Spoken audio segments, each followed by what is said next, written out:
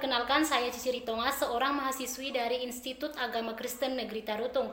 Di video ini saya mengajak seorang mahasiswa, teman saya sendiri, untuk berbincang-bincang mengenai pendidikan kepada generasi muda di masa pandemi. Dengan informan saya, Halo, perkenalkan nama saya Rointan Lubis. Saya adalah seorang mahasiswi dari perguruan tinggi yang ada di Medan. bagaimana sih menurut kakak, atau apa sih pendidikan itu menurut kakak? Oke, terima kasih untuk pertanyaannya. Sehubungan dengan yang saya ketahui bahwa pendidikan itu adalah sebuah proses di mana proses ini adalah proses yang dilakukan untuk memanusiakan manusia.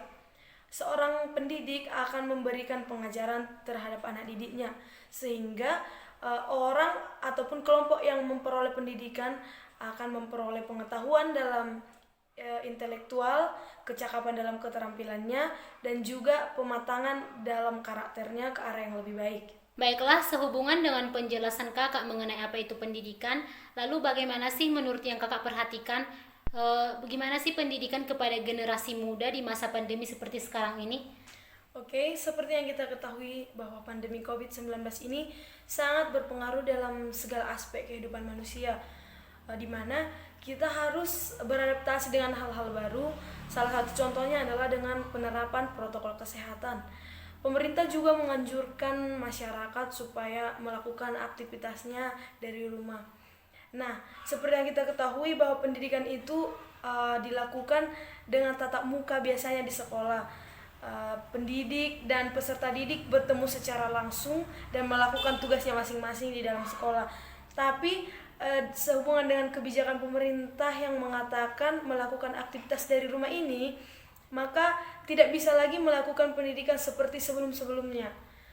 Dengan adanya pandemi COVID-19 ini, maka pemerintah mengeluarkan kebijakan dengan menerapkan yang namanya sistem belajar online atau yang biasa kita sebut dengan daring. Nah, sistem belajar online atau daring ini sangat membantu kita dalam proses belajar di masa pandemi COVID-19 ini. Namun, seperti yang kita ketahui dan saya lihat, daring ini juga memiliki dampak negatif terhadap peserta didik. Salah satu contohnya adalah penggunaan HP. Ketika selesai belajar, para peserta didik tetap menggunakan HP mereka, bahkan menggunakannya secara berlebihan menurut saya. Dan ketika ditegur oleh orang tua ataupun orang yang di sekitarnya, kenapa terus menggunakan HP sepanjang hari? Alasan mereka itu, saya sedang belajar, saya masih belajar. Padahal sebenarnya mereka tidak lagi belajar. Itu adalah salah satu dampak negatif yang saya lihat dari proses belajar online ini. Dan juga di samping dampak negatif ini, proses belajar daring ini memiliki beberapa kendala. Salah satunya, seperti yang kita ketahui di masa pandemi COVID ini, sistem ekonomi kita tidaklah stabil.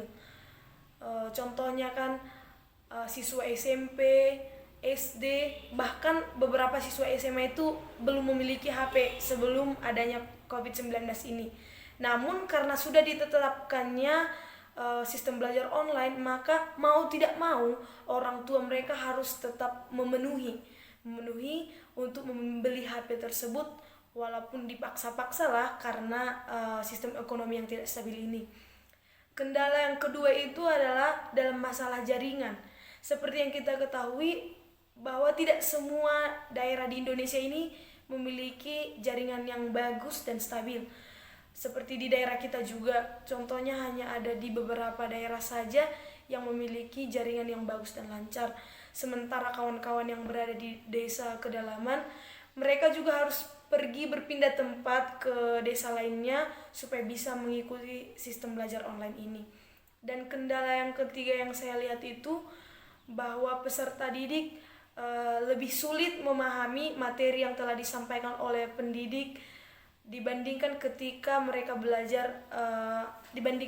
kita belajar seperti sebelum-sebelumnya tatap muka di sekolah. Saya rasa itu yang bisa saya tanggapi terkait dengan pertanyaan Anda. Terima kasih Kak untuk tanggapannya mengenai pertanyaan saya. Jadi di sini terlihat bahwa belajar online itu memang suatu alat untuk tetap menerapkan pendidikan walaupun dari rumah. Tetapi tidak tertutup kemungkinan, bahkan terlihat jelas kendala-kendala terjadi saat penerapan kuliah ataupun belajar online. Nah, harapan kakak terkait dengan pendidikan ini gimana sih?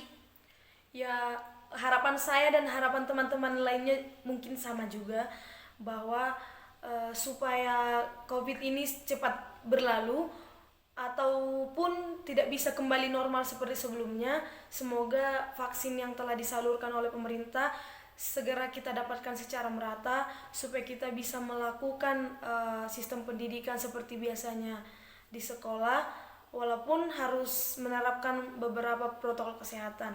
Dan harapan saya yang selanjutnya adalah supaya kita dimanapun Anda berada dan kita semua tetap menjaga kesehatan masing-masing.